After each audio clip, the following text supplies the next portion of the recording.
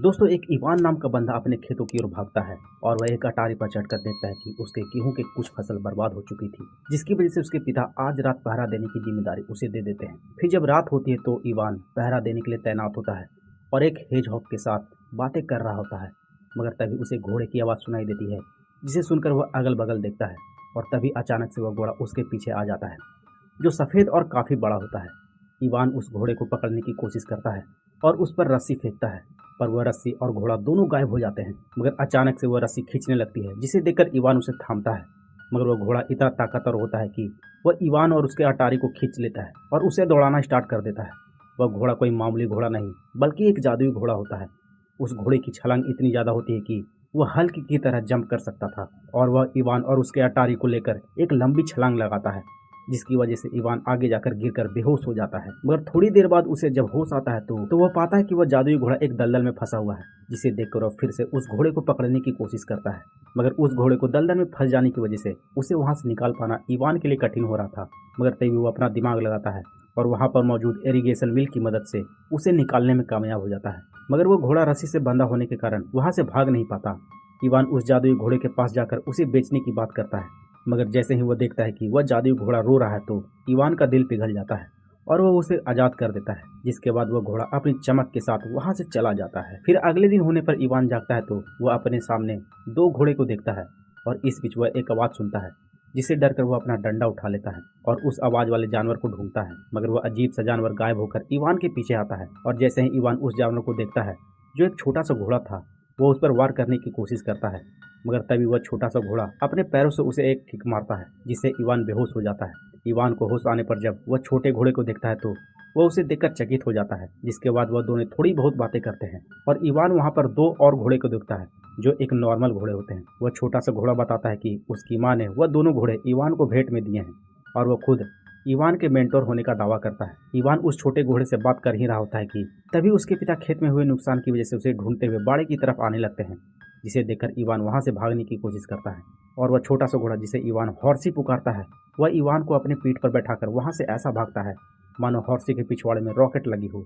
वहां से भागकर जब इवान दूर चला आता है तो उसे याद आता है कि उसने वह दोनों घोड़े बाड़े में ही छोड़ दिए हैं। हॉर्सी अपनी सीटी की तीव्रता से उन दोनों घोड़े को अपनी ओर बुलाता है और वह दोनों घोड़े इवान के पिता और उसके भाइयों को छोड़कर उसके पास आ जाते हैं, जिसके बाद इवान बताता है कि वह उन दोनों घोड़े को बाजारों में बेचकर अच्छे खासे पैसे कमाएगा। जिसके बाद इवान और हॉर्सी उन दोनों घोड़े के साथ शहर की ओर निकल पड़ते हैं। इवान जब दो घोड़े के साथ शहर पहुंचता है तो वहाँ के लोग उसके घोड़े को देखकर आकर्षित होते हैं और उसके बदले पैसे और कुछ सामान बदलने की बात करते हैं।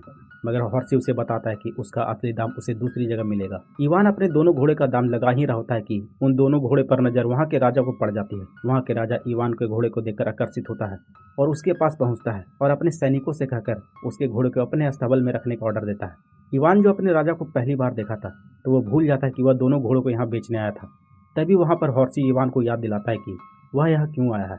इवान को याद आते ही वह राजा से उस घोड़े के बदले पैसे मांगता है, मगर राजा वहां से उसके घोड़े को लेकर चला जाता है। जिसके बाद इवान हॉर्सी से मदद करने के लिए कहता है और तभी हॉर्सी फिर से एक तीव्र सीटी बजाता है, जिससे आकर्षित होकर वह दोनों घोड़े महल का दरवाजा तोड़ते हुए इवान के पास आ जाते हैं और पीछे से वहां का राजा भी उसकी ओर खींचा चला आता है। मगर उस दौरान राजा का एक मजाकिया एक्सीडेंट हो जाता है, जिससे उसका पूरा फेस आटे में लिप जाता है। इवान राजा का फेस देखकर उसकी हंसी छूट जाती है और इस शरारत की वजह से राजा उसे सजा देने की सोचता है। मगर इवान राजा को बताता है कि उसने जो घोड़े उसके लिए हैं उन्होंने उसके बदले पैसे नहीं चुकाए। राजा उसकी बात सुनकर उसकी सजा टाल देता है और उसके बदले वह उसे अपना सेवक बना लेता है। इवान वहाँ के लोगों में फेमस हो रहा होता है, जिसे देखकर वहाँ का राजा उसे जलता है और वह प्लान बनाता है कि वह उसे नामुमकिन काम देगा और अगर वह उस काम को नहीं कर पाया तो वह उसके लिए उसे सजा भी देगा।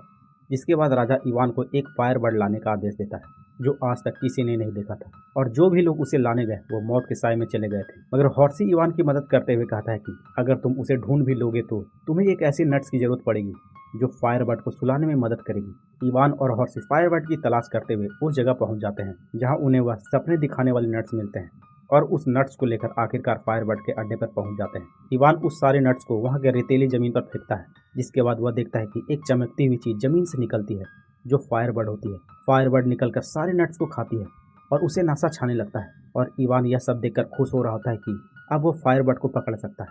मगर जैसे ही वह बाकी दूसरे नट्स को निकालता है, इवान के पीछे वह फायरबर्ड आ जाती है और उसके हाथ से नट्स ले लेती है और इवान और हॉर्सी फायरबर्ड को देखकर घबरा जाते हैं। और वहाँ से भागने लगते हैं। भागने के दौरान इवान फायरबर्ड की चपेट में आने वाला होता है कि हॉर्सी उसे बचा लेता है और खुद रेत में दब जाता है, मगर हॉर्सी खुद को जैसे तैसे बचाकर वहाँ से भागता है और फायरबर्ड गुस्से में वहाँ के पूरे पेड़ों को जला देता है और उन दोनों के सामने खड़ा हो जाता है। पर उन दोनों की किस्मत अच्छी होती है कि उनके पास एक और नट्स बची होती है, जिसे इवान फायरबर्ड को दे देता है और फायरबर्ड उस आखिरी नट्स को खाते ही पानी में गिर जाती है, जिससे उसका पूरा आग बुझ जाता है और इवान उस फायरबर्ड्स को अपने कैद में ले लेता है। इवान जो काफ़ी दयालु इंसान था, वह फायरबर्ड को रोता देख उसका दिल फिर से पिघल जाता है और वह उसे फिर से आज़ाद कर देता है।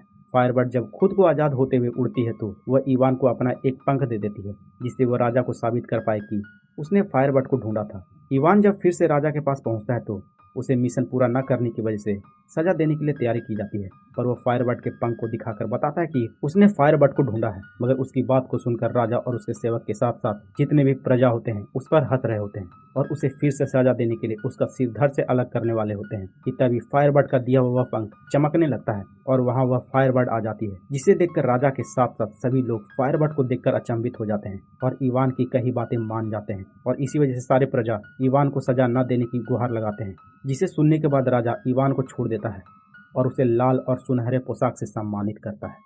तो दोस्तों, यह थी इवान की एक छोटी सी जर्नी की कहानी, और अगर इवान की और भी जर्नी की कहानी देखनी है तो वीडियो को लाइक कर देगा और चैनल को सब्सक्राइब कर दीजिएगा।